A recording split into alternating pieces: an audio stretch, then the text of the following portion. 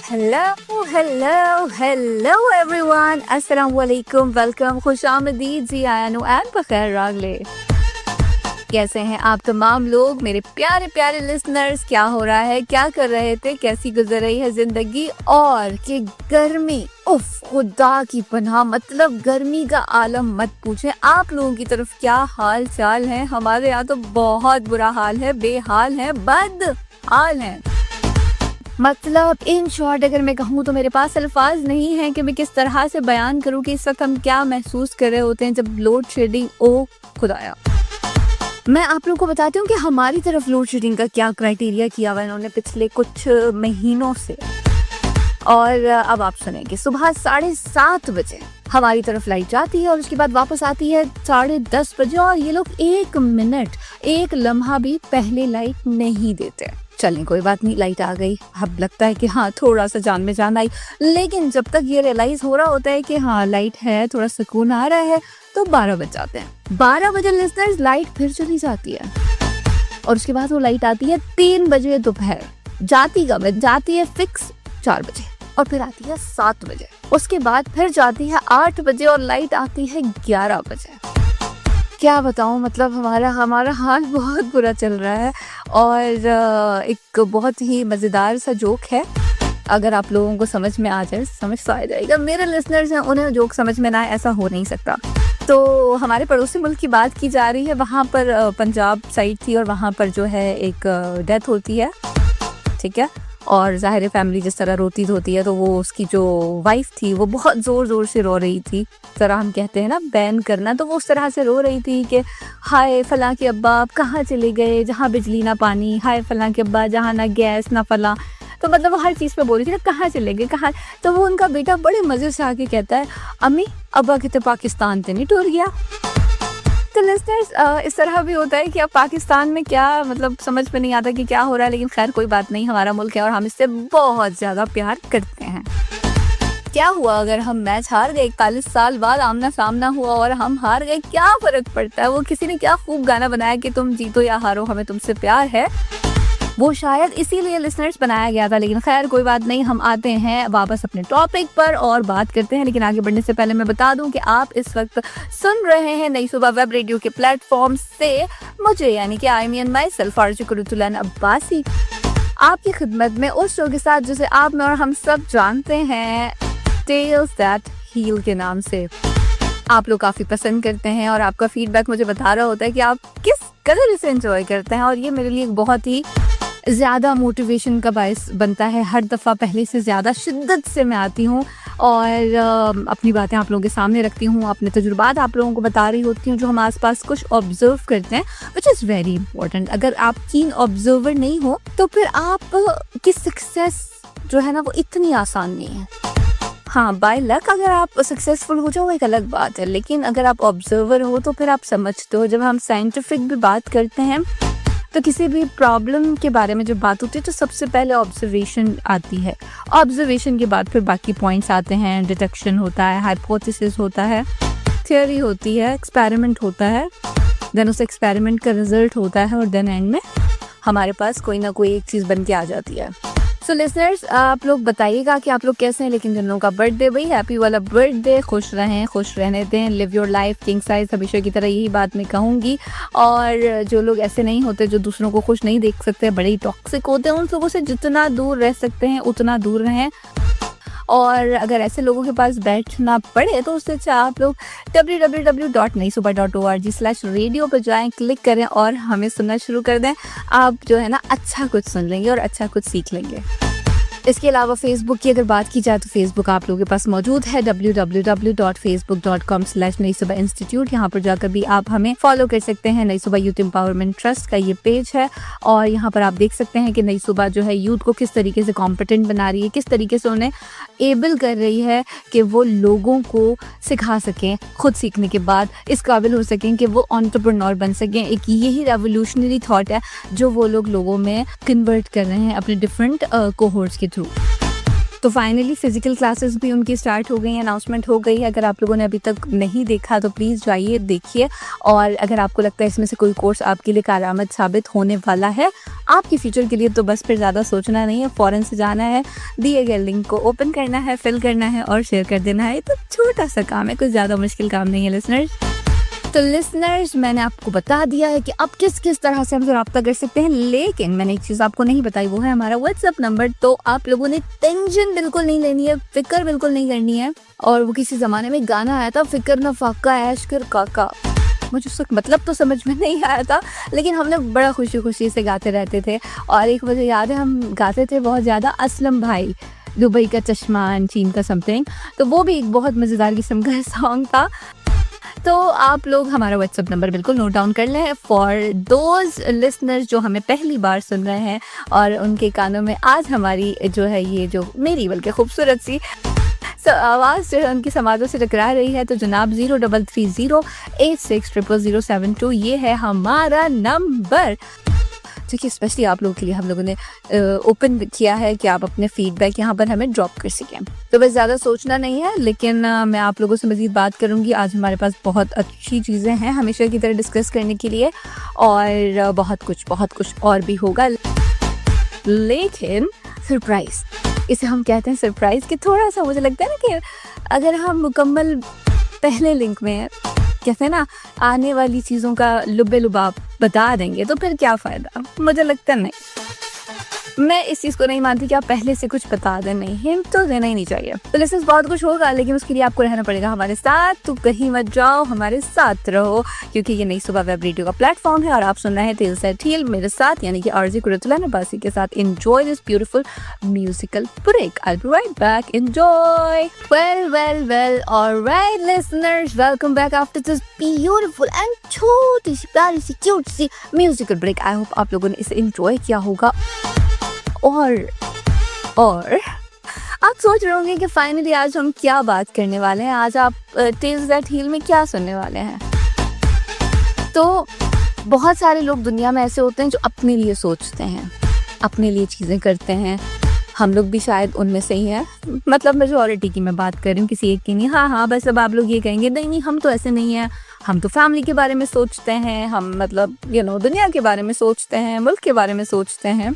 तो बहुत अच्छी बात है अगर आप लोग ऐसा करते हैं, लेकिन इस वक्त मैं बात करने वाली हूँ एक ऐसी पर्सनालिटी के बारे में जिन्होंने अपनी ज़िंदगी वक्फ कर दी। जी जनाब, वक्फ कर दी।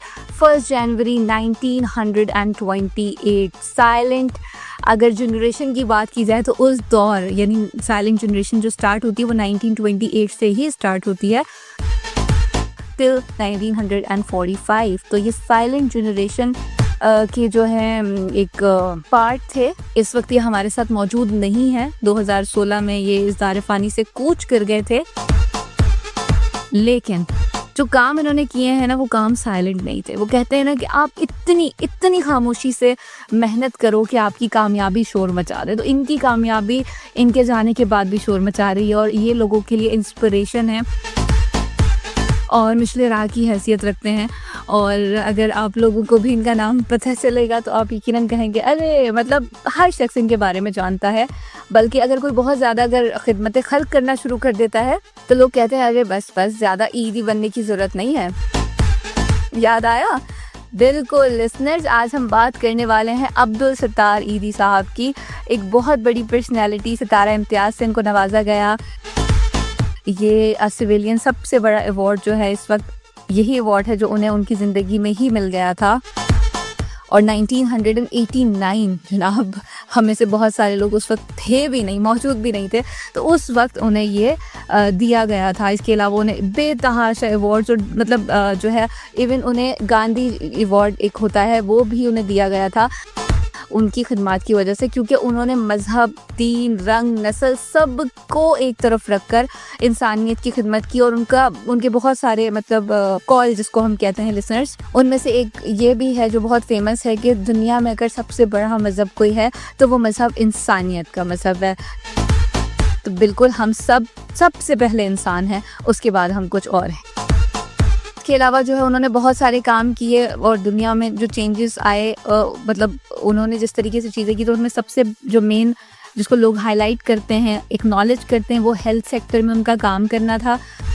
और उन्होंने जो ऐसे रिमोट एरियाज़ जहाँ पर डॉक्टर, डिस्पेंसरीज़, इनका कोई कॉन्सेप्ट नहीं था लिसनर्स। आज भी इंटीरियर सिंध की अगर बात की जाए, इंटीरियर पंजाब की अगर बात की जाए, और ऐसे बहुत सारे दूर दराज जीबी की अगर हम बात करते हैं, केपीके के बहुत सारे ऐसे इलाके हैं जहाँ पर आज भी डॉक्टर्स नहीं जा पाते, वसाइल नहीं है, या फिर वो रास्ते ऐसे हैं, मतलब बहुत सारी चीज़ें ऐसी हैं जो शायद मैं बहुत अच्छे से एक्सप्लेन ना कर पाऊँ लिसनर्स।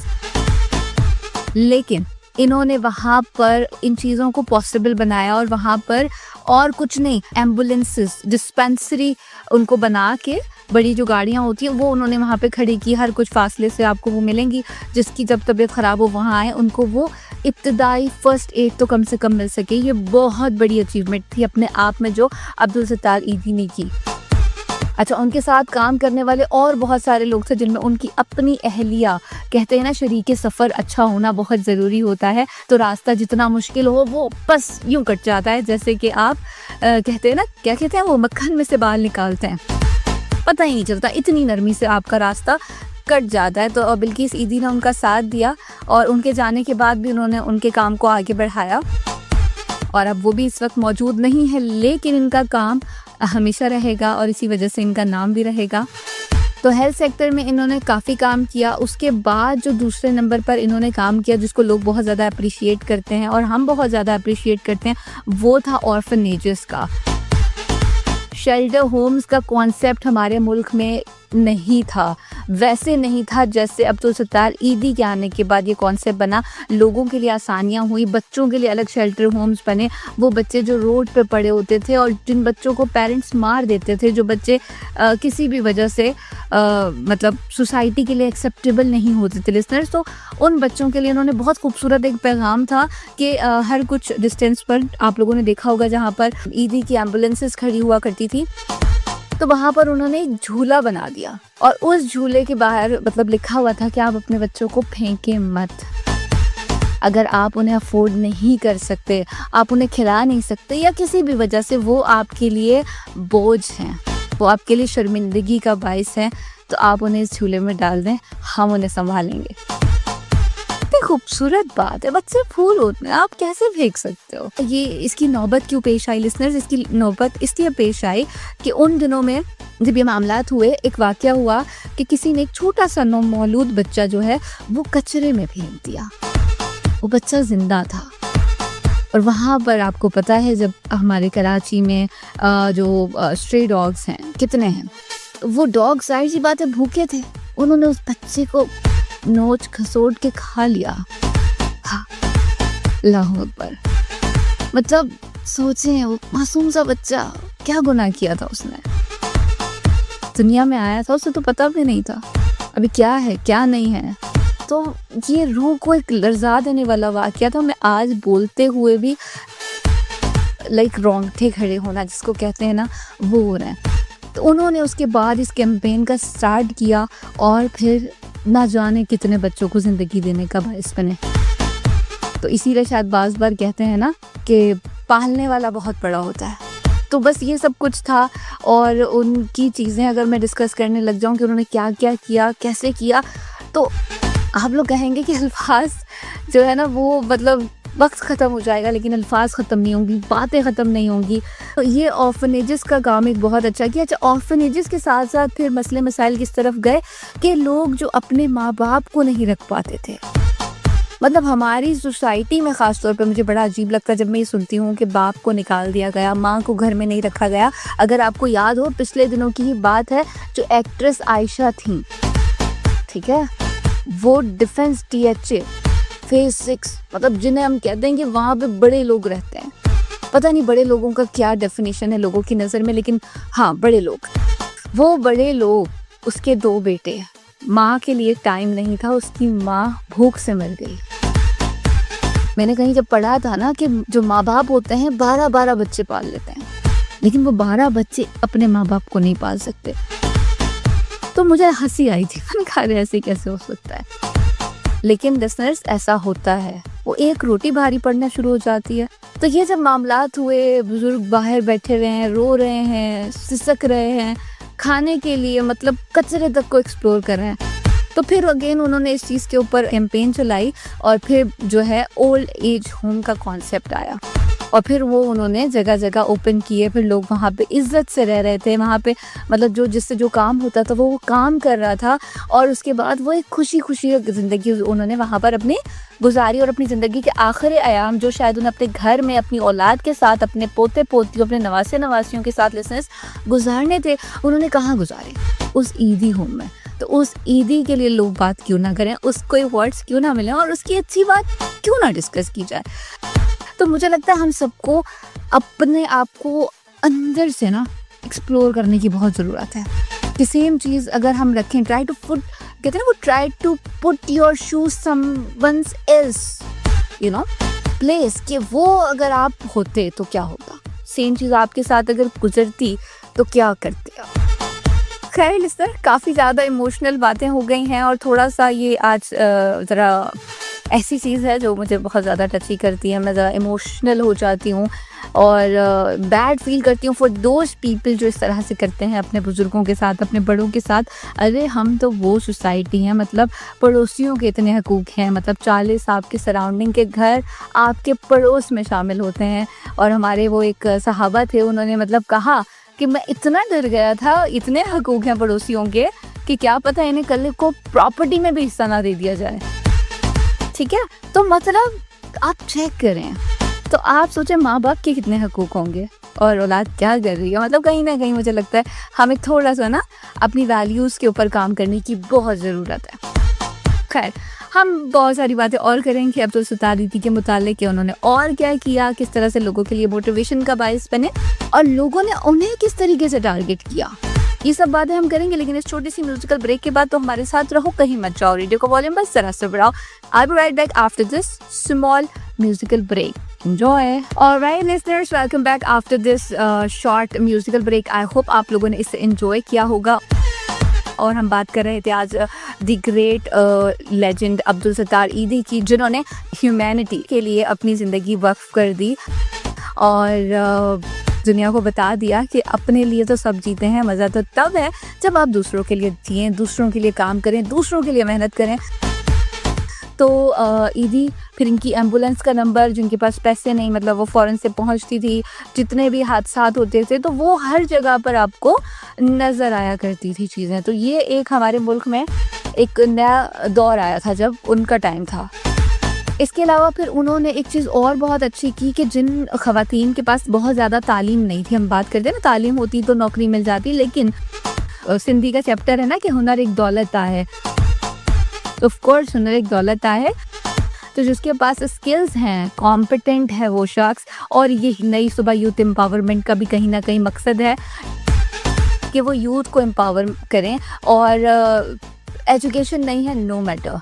टेस्ला की बात मैंने की थी आप लोगों से, इलॉन मस्क की वो वाहिद कंपनी है जहाँ पर आपको जाने के लिए स्किल्स चाहिए, एजुकेशन नहीं चाहिए। तो बहुत बड़ी बात है अपने आप में, इतने बड़ी कंपनी का अगर आप पार्ट बनना चाहते हैं तो आपके पास स्किल्स होनी चाहिए इंस्टेड ऑफ एजुकेशन। मैं यहाँ पर ये बिल्कुल नहीं कह रही हूँ कि एजुकेशन अच्छी नहीं होती, एजुकेशन बेकार होती है, ऐसा नहीं है। तो एजुकेशन ज़रूरी है, बिल्कुल ज़रूरी है, लेकिन आपको साथ साथ कोई ना कोई हुनर, कोई ना कोई ऐसी चीज़ सीखनी है जो आपको दूसरों से अलग करे, दूसरों से आपको कहते ना अलग ही हैसियत हो, आप नुमाया हो कि भाई ये शख्स जो है ये कर सकता है। तो इसके लेवल पे आने के लिए टाइम लगेगा, समझ रहे हैं आप लोग।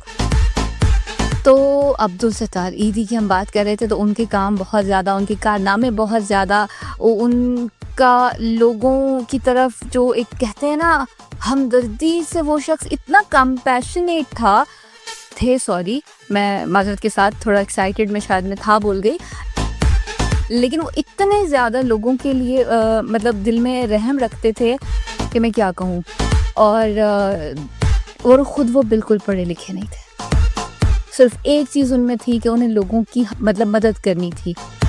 तो जब हिम्मत मर्दा और मदद खुदा वाली बात होती है तो फिर आपके लिए रास्ते भी बनते हैं, उनके लिए भी रास्ते बने। हुकूमत उनके साथ, लोग उनके साथ, बड़ी बड़ी जो बाहर मुल्कों की NGOs थी वो इनके साथ, UNO, यूनिसेफ, सब इनके साथ। बच्चों के लिए इन्होंने अलहदा से काम किया, पोलियो के कैंपेन्स में इन्होंने काम किया।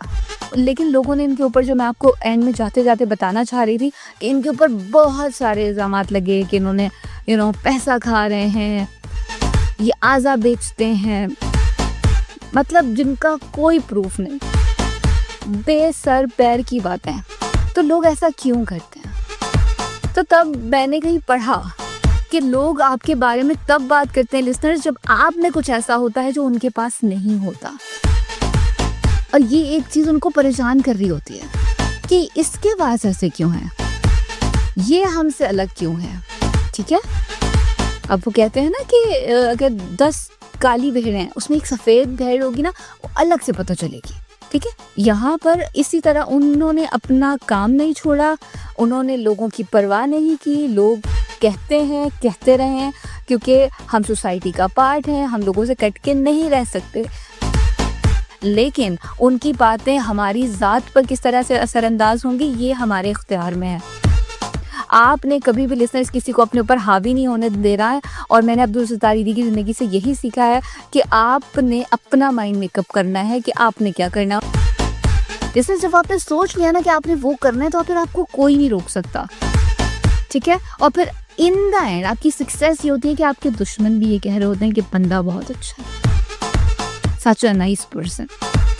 तो बस आपको भी ये कॉम्प्लीमेंट ज़रूर मिलेगा अगर आप अपने जो है ना इरादों से भटकेंगे नहीं। तो लिसनर्स, बहुत सारी बातें अब्दुल सत्तार ईदी साहब के मुतालिक हैं, लेकिन मज़ीद मैं अभी इसको यहाँ पर, वक्त थोड़ा कम है, मैं ज़्यादा बात नहीं कर पाऊँगी। तो ख़वातीन के हवाले से उन्होंने ये काम किया कि उन्होंने उनको हुनर सिखाया। जिनके पास सिलाई का हुनर था, उनको सिलाई के मुतालिक काम दिया, उनको बाकायदा बड़े बड़े ऑर्डर्स दिए ताकि वो घर बैठकर बाइज़्ज़त तरीके से अपने लिए और अपने ख़ानदान के लिए कफ़ालत का बाइस बन सके। जिनके यहाँ मर्द नहीं हैं, जो बच्चे हैं, उनको काम इस तरीके से छोटे छोटे सिखाए। तो उन्होंने ख़वातीन की फलाह बहबूद पर बहुत ज़्यादा काम किया, जो कि अपने आप में एक बहुत बड़ी चीज़ है। क्योंकि लोग हमारे आज भी कहते हैं ना कि मतलब औरत क्या करेगी, बाहर नहीं निकल सकती, मगरिब के बाद बाहर जाएंगे तो ऐसा हो जाएगा, वैसा हो जाएगा। तो वो चीज़ उन्होंने ख़त्म की और उन्होंने घर में रहते हुए बहुत सारी चीज़ें ऐसी कर दी कि आपको बाहर ही नहीं जाना। उन्होंने लोगों के मुंह बंद कर दिया कि अगर हुनर है तो आप कहीं पर भी बैठकर कभी भी काम कर सकते हो और उससे कुछ अच्छा अचीव कर सकते हो। तो ये सब था। अल्लाह ताला जो है उनके दर्जात बुलंद फरमाए, उन्हें अच्छी जगह पर वहाँ पर रखे जहाँ वो इस वक्त हैं, और हम सब के लिए भी आसानियाँ पैदा करें लिसनर्स, और हम भी लोगों के काम आ सकें। क्योंकि कहते हैं ना, वही लोग हैं जहाँ में अच्छे जो आते हैं काम दूसरों के, तो हमें भी वही बनना है कि जो दूसरों के काम आए, क्योंकि अपने लिए तो सब जीते हैं। मज़ा तो तब है ना जब आप दूसरों के लिए जिए। तो इस अच्छी सी बात के साथ एक छोटी सी और म्यूजिकल ब्रेक यहाँ पर इंतजार कर रही है आप लोगों का। प्रोग्राम का नाम आप सब जानते हैं, टेल्स दैट हील। मुझे कहते हैं आई एम माइसेल्फ फारजू कुरतुल्लाह नबासी, नई सुबह वेब रेडियो पर आप सुन रहे हैं मुझे। तो enjoy this musical break. Alright listeners, welcome back and welcome back after this छोटी सी म्यूजिकल ब्रेक। आई होप आप लोगों को ये म्यूजिकल जो ट्रैक है पसंद आया होगा। और इसके अलावा जो आज की हमारी पर्सनैलिटी थी अब्दुल सत्तार ईदी, उनके मुतालिक जान के आपको यकीनन अच्छा लगा होगा, क्योंकि ये वो लोग हैं जिन्हें हमें भूलने नहीं देना चाहिए। जैसे अगर हम बात करें पड़ोसी मुल्क की, तो मदर टेरेसा, एवरीबडी नोस, वो वहाँ की नहीं थी। ये तो खैर हमारे मुल्क के थे, लेकिन फिर भी उन्होंने अपनी सारी ज़िंदगी वहाँ दे दी। और आज भी उनकी जो चीज़ें हैं जो उन्होंने वहाँ के लोगों के लिए किया, लोग उसे एक्नॉलेज करते हैं।